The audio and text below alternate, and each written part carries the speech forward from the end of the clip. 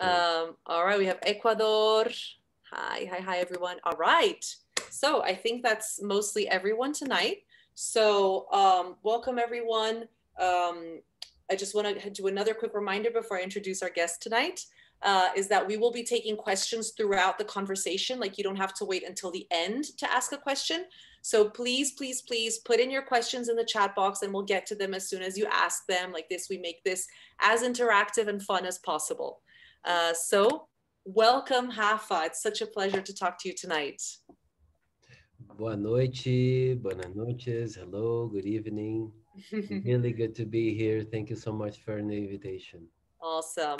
So yeah, we're really excited to talk to you today, your journey and how you went from being an art director slash copywriter at school to CCO at David Miami. That's quite a journey. So I'm just going to do a quick bio on you. Like this, you don't have to introduce yourself in the traditional way. So you started your career in the US, you went to college there, then Miami Ad School, San Francisco, worked at Grey London, then Ogilvy and David in San Pablo before making your most current move to David Miami. You won multiple awards. It's kind of crazy, like Candy, NAD, Clio Awards, and worked with brands such as Burger King, Faber-Castell, Coca-Cola. It's a whirlwind of a career. So I want to dive right into and ask you if you could talk about a favorite work of yours or something that you're really, really proud of so that we can start to get to know your creative brain a little bit better. Yeah, no, thanks for that. Yeah, it sounds very glamorous the way you described my career. Hello from a Brazilian based in London. Hello, Nanda. Cool. I'm reading all the comments here. This is cool. Yeah. No, but first of all, thank you. And thank you, Miami Ad School, for all the opportunities. I could never have had this career without the opportunities of quarter away and meeting, through my tutors and my colleagues that I've made here. So well done, first of all, to Paula and Bernardo and all the Miami Ad School faculty you have already made an impact on the industry. And to all the students watching, you guys are in good hands. If I can make it, so can you. I think. Awesome. We start out with an inspiration already. Amazing. Yeah, so it's been, it was a long time ago. It was in Miami, it seems, but yeah, it's really cool to have this whole to go full circle back to Miami. Obviously, I'm speaking to you guys from Sao Paulo. I'm still stuck in Brazil before I moved to Miami, but I've been working at the Miami office since the beginning of the year. I think, well, let's get right to it. The work that I'm most proud of, I guess, like what I love, like the latest work for me is the most exciting, because I'm always like, or I'm already tired of everything I did, and I'm already like, even the stuff that I'm working on now already, I'm thinking of the next, of what we're gonna do next. But I don't know, let's start with something that probably maybe you guys in Brazil probably saw recently, something we did for Burger King for Pride Month here in Brazil, which was very, I wouldn't say surprising, but actually the noise that we made with this compared to the efforts that we put in, and even like what the piece was, got a lot of attention. And for me, that's what it's about. It's really, as we say here in Brazil, quebrar a internet, break the internet. That's what we like to do. That's what I love, like getting everybody talking about something that starts, in your computer. It starts with a conversation you have with friends. So I guess I can just start projecting here. I'll show you guys. It was a very simple film that we launched for Pride Month here in Brazil. I was fortunate to still be part of this project. I'm transitioning from Sao Paulo to Miami, but it was Burger King, and this is the client we have in all the offices. So I was involved in at least the kind of inception of the idea, and props to the David San Pablo team who put this together, and even more to the client who bought it. He said, no, let's do this, and I'll show you the piece, and then we'll talk. I can talk about everything that happened because of it. Let's see here. Share screen. Okay. Share sound.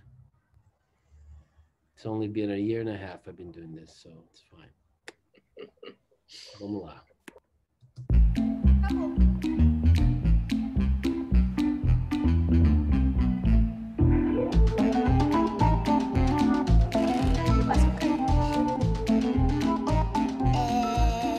Calma, deixa eu pensar. Pra mim, todo mundo pode amar todo mundo. Eu acho que pode se casar com homem, pode se casar com mulher.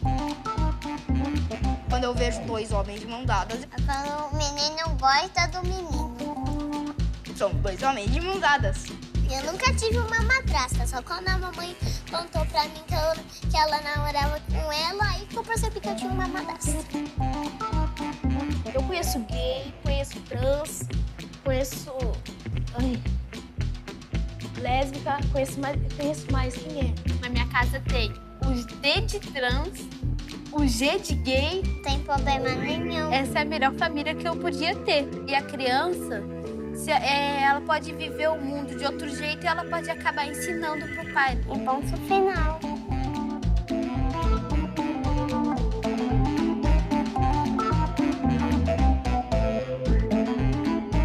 Quer que eu explique mais alguma coisa?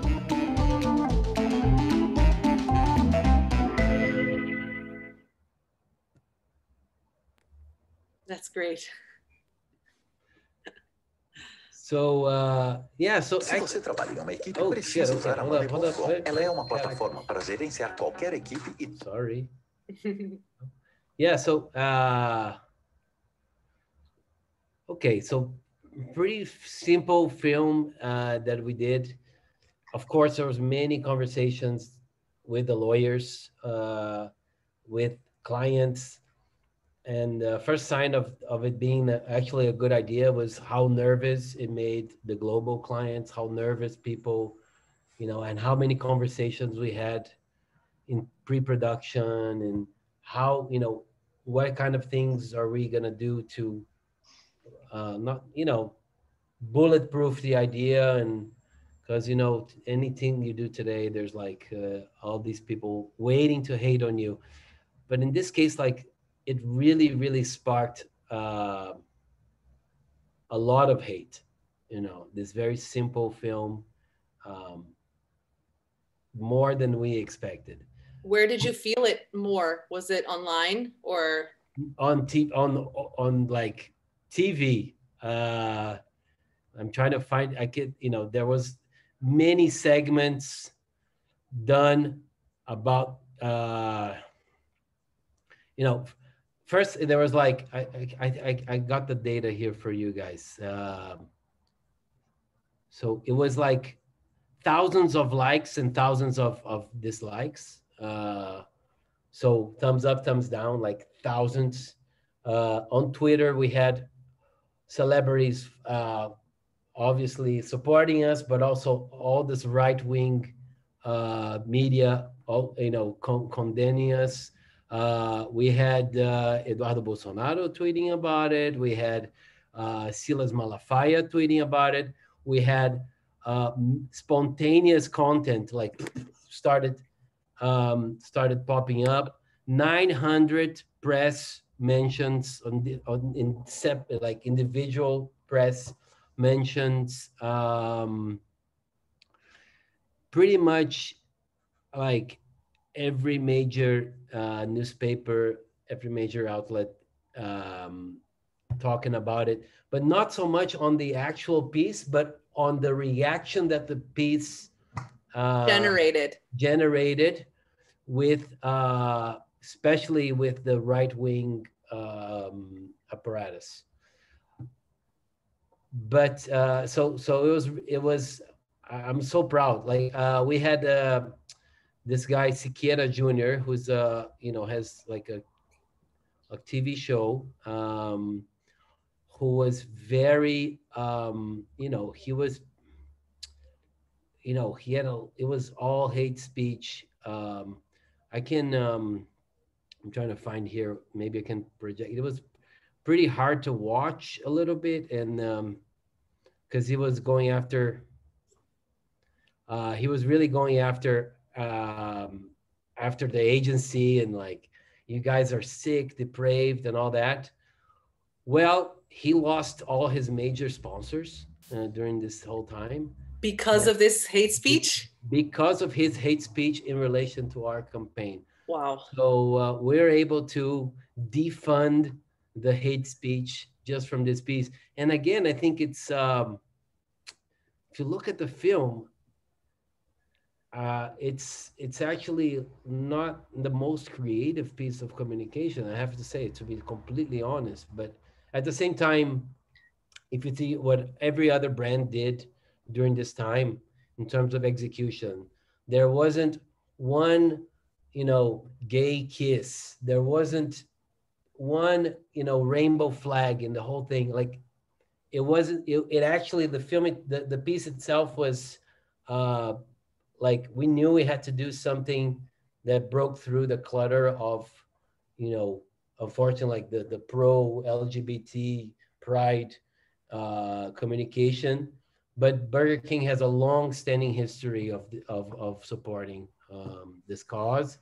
So, and again, there's also the hate that goes with, like, oh, look, the brands are trying to, support the, come July 1st, everybody takes down the rainbow flag, right? We've all seen the meme. But Burger King is super committed to that. So we knew it's an important agenda. And I think as we do, as we've done so much with Burger King, not just on this, but on elections, many things to do with, people's right to choose and to be themselves. So nowadays, it comes with great resistance. It's seen as a political act. So we've actually made the news a few times. So we're kind of used to that, and even used to people boycotting and hashtag boycott Burger King and all that. So it's always a good sign, actually. Definitely. Yeah, we actually got a comment here from Pachi. She said, it's simple and straight to the point, nothing explicit. It's perfect. And I wanted to comment on that because you're right. The approach is simple in a way. What really gets me, it's the cheeky copywriting at the end. Because it provokes the people who don't believe in that, kind of like, oh, you want me to explain it to you? So those lines for me are killer. I love those. Yeah, like we always, I think humor is a great way to disarm people. 100%. And, we are talking about pretty important topics. But I think one of our roles as communicators and ad people is getting something and trying to simplify it and make it so easy for you to understand. During the elections, the presidential elections a few years ago, we talked about the blank vote, right? And to exemplify the blank vote, we made a hamburger with just like onions, because it was chosen by somebody else. So our job is a lot of times it's like kind of like, okay, let's get this huge topic. How do we make it, easy to digest? No pun intended, but it's what we need to do, right? And I think Burger King, if you notice, again, it's totally in line with the brand. Like, we never take ourselves too seriously. And that, I think that's a lot of problem with a lot of advertisers. Brands are too serious, and everything's so serious. But, and again, if it's just, I think, at least I find it much easier when people are laughing with you and having you know, dialogue, right? dialogue. I think I heard you speak about this before, about how important it is for brands to create nowadays, to create that authentic dialogue rather than from top down, creating a dialogue from equal person to equal person. Yes, exactly. And so this is actually a great way of me kind of asking about our main topic of the night. This is the perfect work that you chose, which is how to create ideas that turn into news. So I know it's like probably a huge thing for you to answer, but you know, first of all, I'm kind of curious if that's something that you've always kind of tried to consciously do in your career, or if it's something that looking back, you now see that it's a common factor.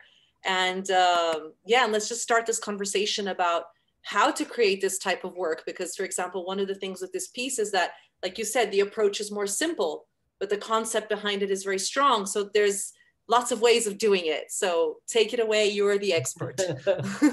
No, I'm still learning. I'm still a student. It was, you know, I think David as an agency is like, now we're 10 years old, but it still feels like we're a young agency. And our whole drive is making headlines, is really going for something that people will talk about.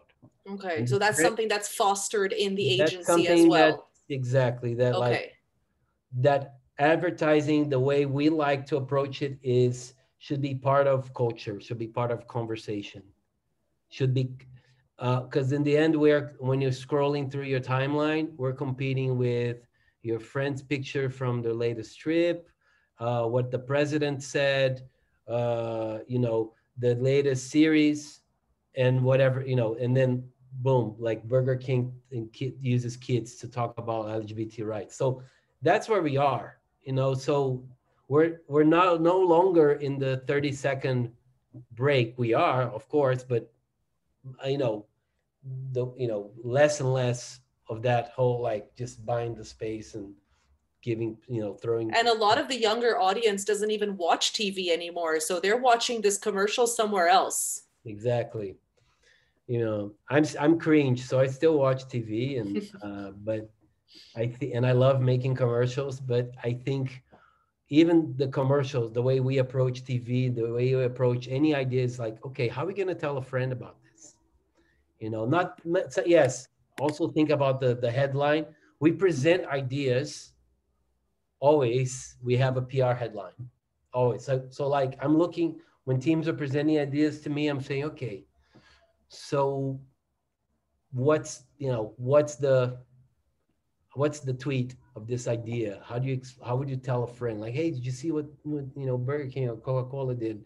Like, that's how we're looking at ideas, because it actually makes our job easier, because sometimes you don't need a film, sometimes it's just it's a tweet, sometimes it's a stunt, sometimes it's, you know, yeah, it opens up for it to be anything. It can be a product innovation, it can be an app, it can be, you know, a trend that you start. So it's a way for us to to kind of judge the criteria. So this has been like a drive, at least at David, for you know, since I got here. Mm-hmm. And then I think, if I look back on the evolution, and maybe a lot of people here are too young for that, but like back in 2010, 2011, when I think advertising made a transition from ads to cases, right, to video cases. And I think, you know, PR mentions and you know, talkability and earned media started to be a real factor in the way clients start looking at work. So it made sense that kind of transition to that. I remember when I was at Ogilvy, and you know, our also an old ex-Miami Edsco, Diego Machado, made Dove sketches, and we're like, oh man, he got 150 million views on YouTube. It was at the time the most viewed ad on YouTube, and we're like, fuck, that was amazing, you know. And just having, and I think today it's much more democratic, and I embrace that. I love it. I love that we're not creating more of the old formats. So that's kind of the mindset. And I think it's one of the privileges we have as people in advertising is the ability to talk to millions of people, for millions of people to see what what's in your head, and for us to take part in conversations. And so, it better be relevant. It better be relevant or entertaining, or else it's just an ad, and nobody wants to see an ad. I hate ads. Yeah, I feel like I prefer, like, if you're gonna try to sell something to me, then make it very sales pitchy, because then at least it's very clear what your intention is, rather than try to tell like a half-ass story. You know what I mean? Yeah. So it's very interesting that you mentioned that it is a mindset, and it kind of makes me think about how more and more people in advertising call themselves creatives, rather than, oh, I'm an art director, I'm a copywriter, I'm a this, I'm a that. No, I'm a creative, and you're more in that mindset.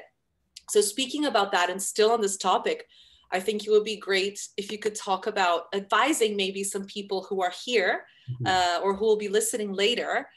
I've heard you speak before about advising people not to wait to present yourself as a creative. Right. Don't wait to graduate from school. Don't wait to be famous. Don't wait to be at the big agency. Like, make work that you feel is important to you and publish it.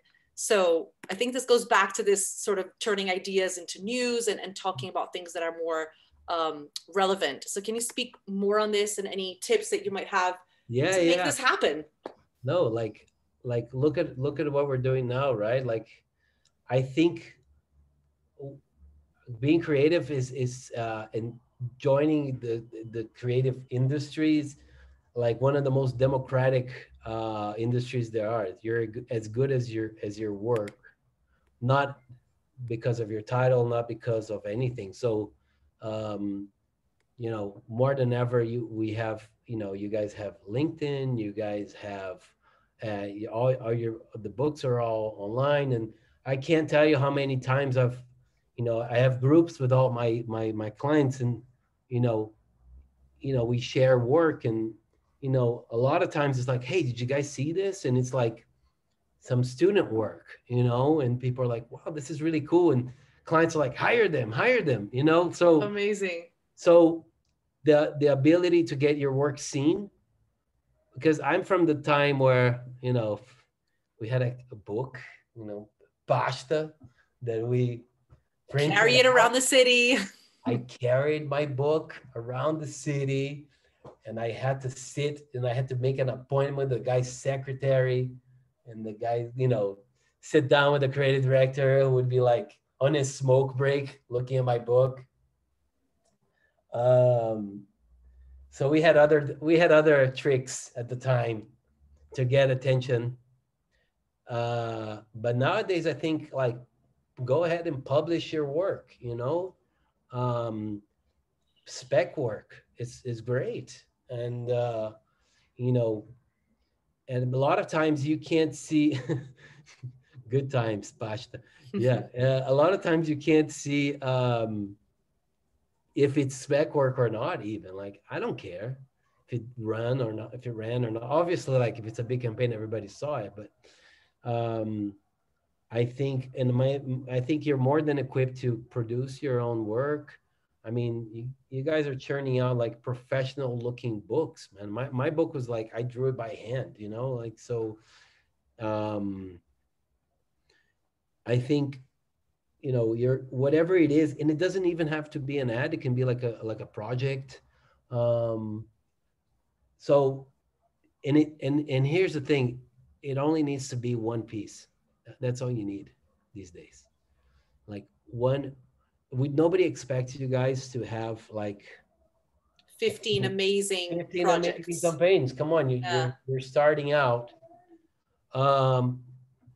But if you feel, but also don't put stuff in your book that you think it should be there. If it should make you laugh. And again, like, you're coming into this industry, if you're reproducing everything people did before, why would you try to come in, you know? I think, you know, I've always, even when I was a student, I was like, I need to bring something to the table that nobody else could bring. Mm-hmm. I need to get the guy going, wait a minute, like, you know, what are you smoking? You know, like, or what's going on here? So because, or else like, why would you do this? You know? And I think now the tools, you know, are there for you guys to put your Vimeo films and your like, whatever, like on Instagram, like your personal project, you know, putting, you know, sweaters on trees or stickers on police buses or whatever it is. It's you have more tools now to do it. So that's what I mean. And like, don't wait. And the difference between, like, I think first and foremost, we are all creative. Copywriter, art director. I was bad at both. So I was at first I was a bad art director, and then there was a copywriting vacancy in Ogilvy. I went as a copywriter, and I sucked at that too. So I was like, okay, I could never write a good headline, but I knew when it comes to there's one thing I know how to do really well, which is come up with the names of the ideas. That's also very important. That's a talent in itself. That for is, sure. That's a talent. Like, you know, the name of the idea should like tell you something about it, you know?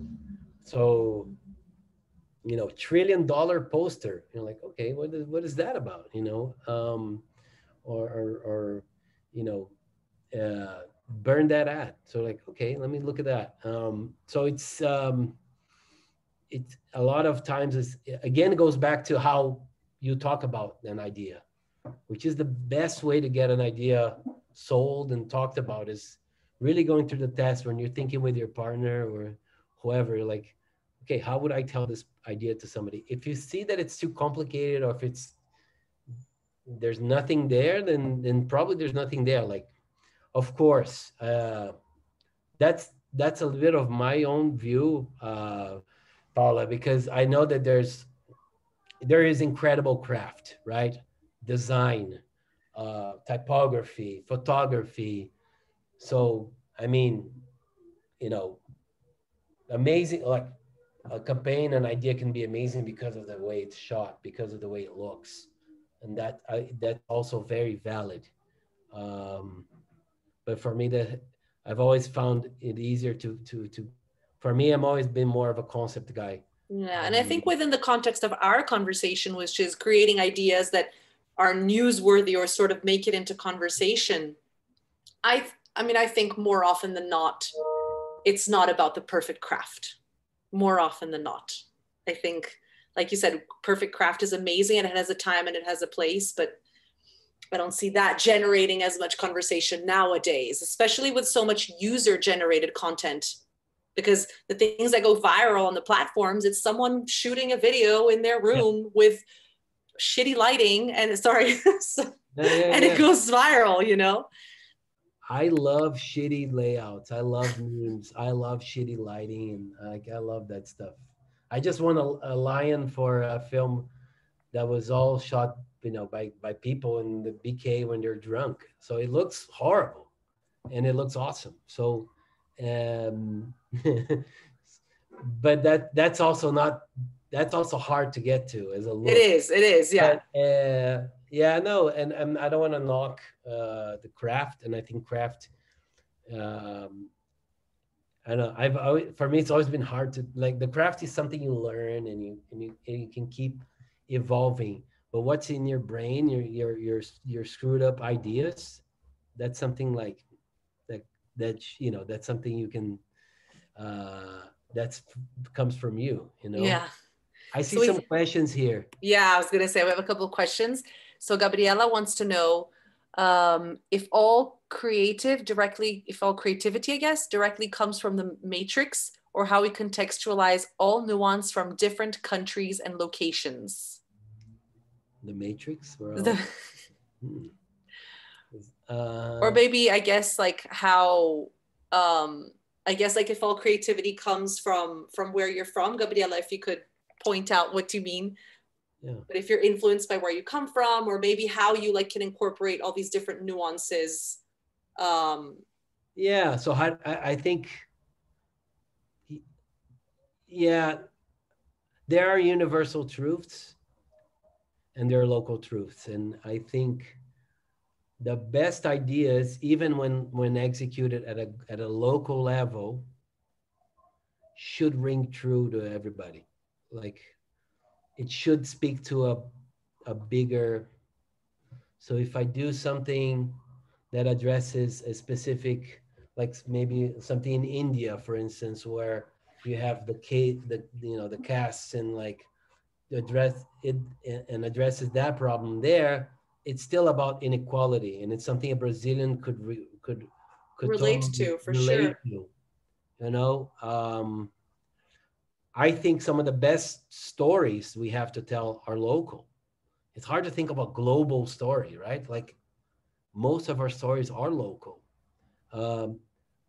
Some are harder to travel. Like, I'll give the example of the blank Whopper, which was for the elections here in Brazil, and like that was a one that was hard to translate, and I think the fact that we didn't get many international prizes for it reflects that. But for instance, I think I have another case, which is this Coke is a Fanta. Essa Coca É Fanta, which if you want, I can play it here for you guys. Yeah. Maybe, and then you can see how it was a local insight, completely local, but it traveled the world. Like we're able to translate it because it's about a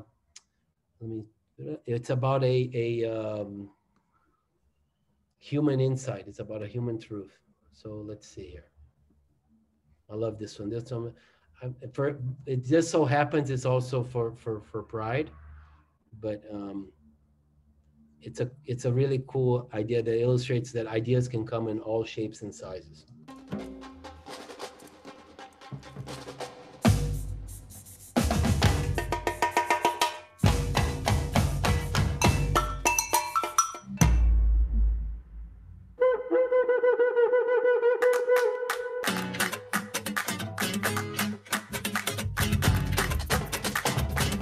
Será que essa Coca é Fanta?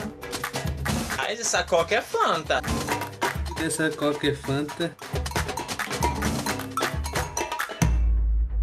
Essa Coca-Cola é Fanta. É um ódio que cresce cada vez mais. Quando isso cansa.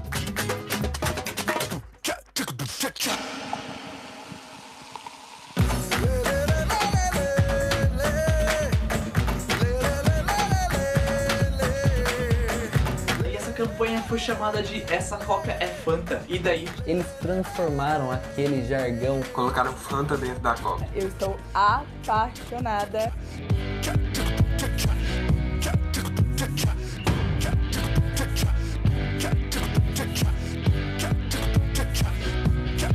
Passada na Coca Fanta!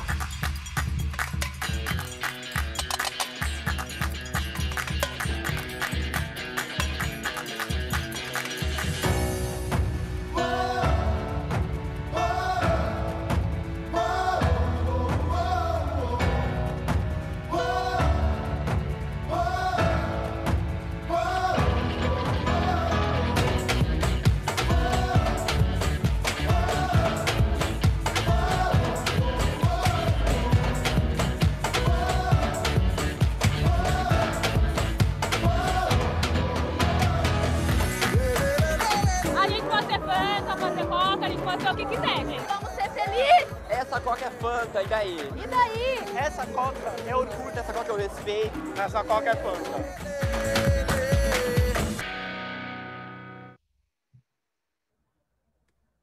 Wow, amazing.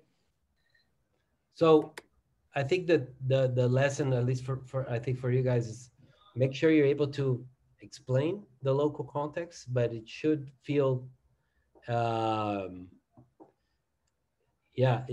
and again, we're communicators, we are translators. That's our job. That we can feel that we're artists and we are, creative, but we are problem solvers, translators, communicators. That is the main problem. We need to translate stuff, make it easy and attractive for people to understand and to engage. But Gabi, to your point, also, like, it's super tough, like global, local, this is what you're seeing here is like the 1% that gets through, and that we do. Like, it's tough to tread that line, and the more money, the more people looking at it, it's harder and harder to get it through, get it approved. Get it through, yeah. But nothing that you guys need to worry about as students. Like, again, like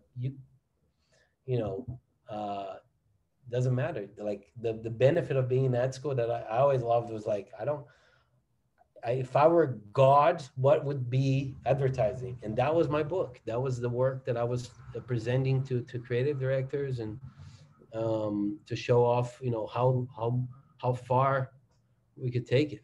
Yeah. So we have a few more questions now. Let's get to the next one. Diogo wants to know how to be creative in the public sector. That's a tough one, no? Yeah, man, I think I don't know, like, I think public sector, like, is not known for creativity. I guess that's the premise, right? But at the same time, I always find it harder to do great work like, my biggest fear would be to have a Nike brief, like, you have to be creative. You have to be creative. That's so true. Everything they do is groundbreaking. So yeah. How am I gonna? So I think there's lots of of course in the public sector, when you're actually working there, I think you would find that the clients may be a little more conservative. But definitely, like, if I see in a student book, good work for, I don't know, like the energy company or the environment agency, I think that's always shows that I think that's much more respectable, if you're doing great work for this kind of clients. Mm-hmm. So we have two questions now that I feel like they're almost the same questions, so I'm going to read both to you. So Eliana is asking, how do you defend ideas that you know are the best in front of bosses or clients who don't see them? And then Bruno asks, how do you get the approval from clients when the idea is too bold? I always see clients preferring the ideas that aren't that bold, which is what you were more or less what you were just saying. So how to get this approval to do something more different, how to break this fear. So any tips on how to handle this in the day-to-day of the agency? Well, there's two things that you can do is, I think one, and I think the secret of a lot of the stuff that we've done at David is proximity with the client, and being honest and being close and understanding the client and really understanding and knowing their needs. I always go for honesty. I'm completely honest when I'm showing work. I tell them, when I think it's a shitty idea, I tell them when I think, look, we might get into trouble, but this is a PR bomb. I'm not sure how to do this, and then I go into it. So there is no secret. It's more like creating that relationship. I have all the clients, my main clients, I talk to them on WhatsApp. We share we look at work from other clients. That's also a good one, like try to understand what your client considers to be great work and debate it and look at work that has won award and say, would you approve this? Yes or no? Because guys, bad clients are the rule. They're the rule. They're the rule. I'm But sorry if you're like, let's say if you're less senior, because like at this point you have a closer relationship with the leadership. Can you remember how it was like maybe when you weren't in this position, and then how to kind of break that a little bit? Yeah, I think it starts with you finding the agency that you admire, the agency that you think, like, if you go in an agency that's not churning out great work, you know, there's might be a few reasons for it. You know, maybe the creative leadership there doesn't vibe with the type of work that you want to do. And there's not one type of good work. There's all types of great work, you know, and I think, you know, look at work that you admire, see who is doing it, who's producing it, which agencies are doing it, who are the creatives on it. I always fostered a great relationship with my close, not with the bosses, but with my colleagues, and who, you know, and try to get them to mentor me and exchange ideas. And always, guys, like, practice killing all of your babies. Like, you don't, it's not about having one great idea. You need to have 500 great ideas. And I'm not kidding. I've presented 500 scripts at one point, because the guy said our ideas weren't good enough. And we said, don't worry, I have 1,000 ideas where that came from. And he was like, oh, 1,000? Okay, I want to see those. I'm like, okay, challenge accepted. And we did 500 ideas. We didn't go to 1,000, we did 500. A stack this big of papers, like, here you go. They weren't all great, but it's numbers, it's quantity. You have to do it and do it again and do it again and do it again and do it again. Yeah, I've said that before in these talks, how I love how when like the guests, like, you talk about that, because it kind of breaks down that genius myth that, oh, that person is a genius and he's a genius and she's a genius. You might, like, the person might be super talented, but like you said, you did 500 ideas. So, okay, you might be really talented and really smart, but you also put in the hard work. And it's a numbers game, like you said. It's numbers. Yeah, I can't stress that enough. Hours of flight, you know what I mean? And just doing more and more ideas. Yeah. And I hope the geniuses are not in advertising, you know. The geniuses are the one developing the vaccine. I hope, you know, let's keep the geniuses out of advertising. But even them, think about them. They're doing trial and error the whole day. Can you imagine everything they get wrong in order to get one thing right? Yeah. And even I love starting wrong. Like, I want to go wrong, but how do I get to the right? Do it the right way, you know? That's always fun. So there's lots of, I think, if, you know, we don't have time today, but there's lots of ways to break the block and break your, you know, thinking about an idea in a different way. And, you know, I was lucky that I went my quarter away. I went to London, and they're all about strategy. They're all about the idea before you go to the layout and you spend hours on a layout. Like, it's all about the strategy and the idea. And I really like that. So,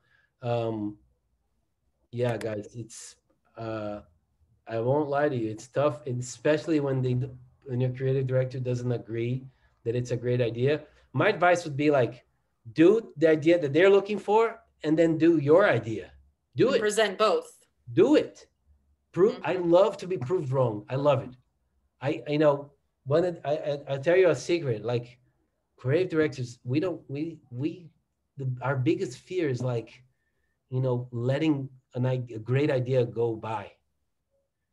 So we don't know, like, the only difference really between us and you guys with a little less experience, like, we have more of a little radar that knows and a little more like, okay, people have done this, so I'm not going to go there. A little more of the what I call the shit meter, you know, like, no, this is shit, like trying to find our way to a new idea.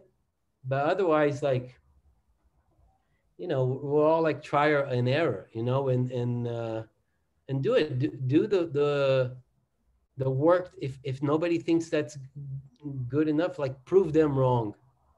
And I love proving people wrong. I love it. I've proved my clients wrong. I proved my bosses wrong.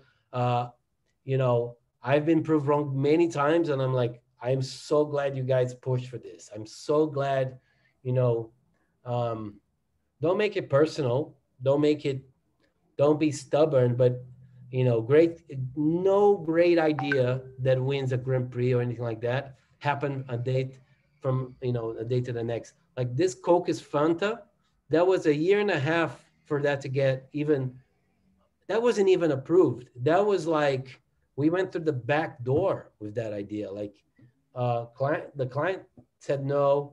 You know, my boss at the time, Anselmo, said, don't do it. The team that came up with the idea said, let's give it up. And then the client called me and he was like, hey, can I print a few of these just for the Pride Day inside Coca-Cola? I'm like, do it. Let's go. And we did it. And we proved everybody wrong. And it was amazing.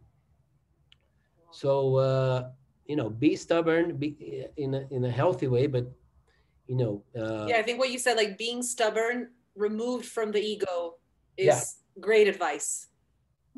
Forget the ego because it's tough. So we have one more question here. Someone said you're the king. So Deborah wants to know, what is the best way for a screenwriter to reach big brands? So for example, to present an advertising, film, script, or idea, or do agencies always have to be between the creator and the brand?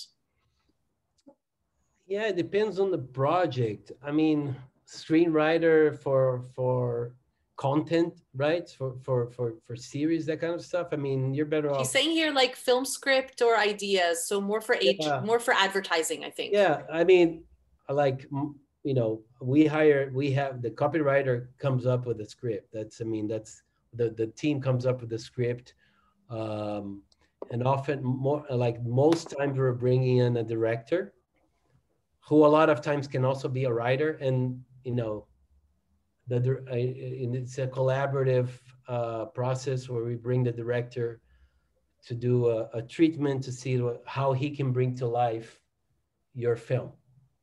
But it's rare that we source like a screenwriter, unless I say, okay, guys, we're actually gonna do a mini series, and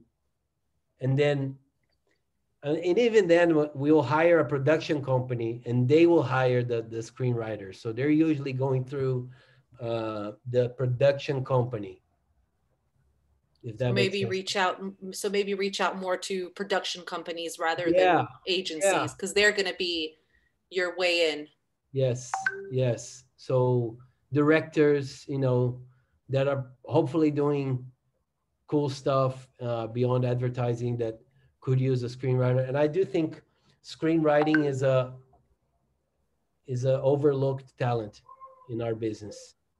I think everybody now has a really cool idea for innovation and all that. Very few creatives I see today can write a great script, you know, that you look at that script and you're like, oh man, fuck, that's so good. It's the ones where you read it and you wish you had written it, right? It's like, why can't I write like that? Damn it. Right. It reads like poetry, or it's just like something beautifully shot, and like, that's so simple.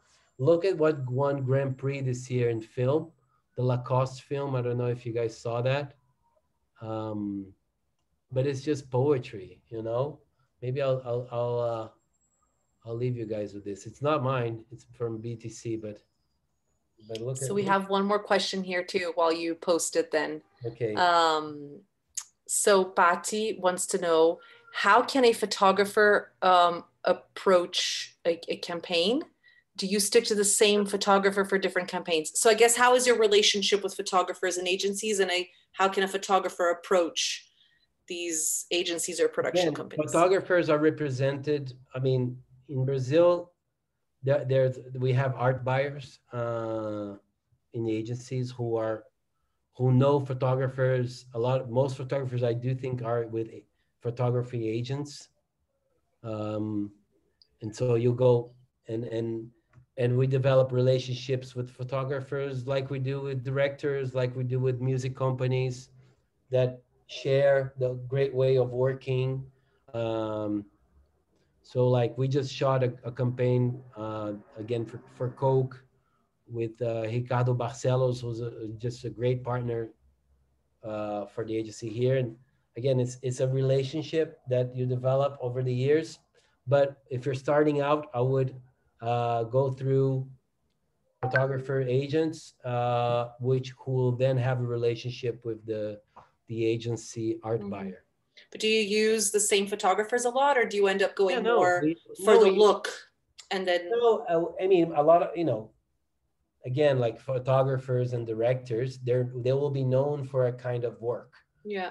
Many of them will do many kinds of works, but you say, this film would go, if I need to do a documentary film, I know who to go to. If I need to do a kind of really cool, like hyped up look and feel, then I know who, the photographer, once a few photographers will do that. Or if it's a portrait photographer, then we have you know who to go to. So find your niche.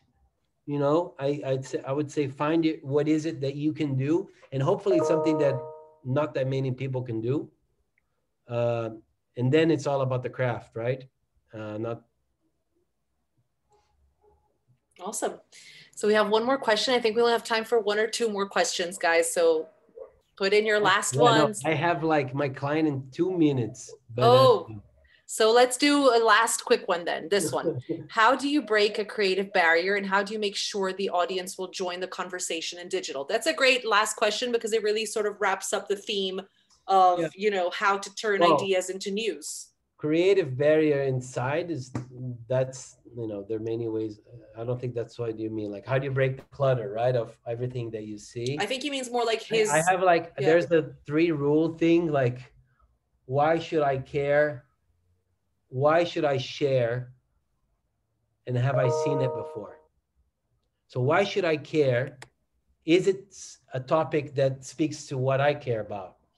Right? So the LGBT rights, for instance. Okay. Why should I share? And that's the toughest one, because you share things you believe. You share things that look at something in a new way that you hadn't seen before. You share something that makes you laugh. You share something that makes you cry. And then the third one is just a double check of, have I seen this before? Because if you've seen this, you're not sharing, right? If it feels familiar, if the brain already shuts off. So that's something that you can work through also, your ideas, and always find it's helpful to look at it.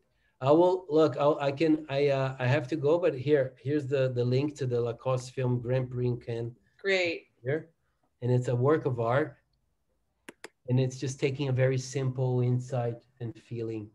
Yeah, you guys, be sure you get the link before we shut down the conversation. This is again, I've talked a lot about making the headlines and all that. This is this is a commercial. This is a film. Bruno Gomidia, tudo bem? What?